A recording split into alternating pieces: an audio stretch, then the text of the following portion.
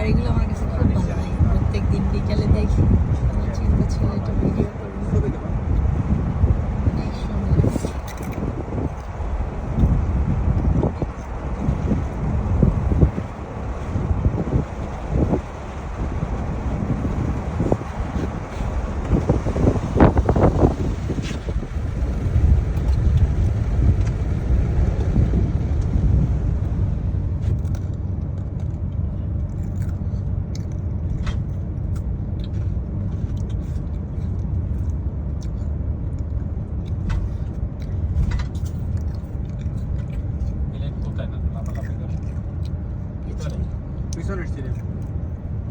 সিটে রাখছো কেন? নিচে রাখতে পারতো না?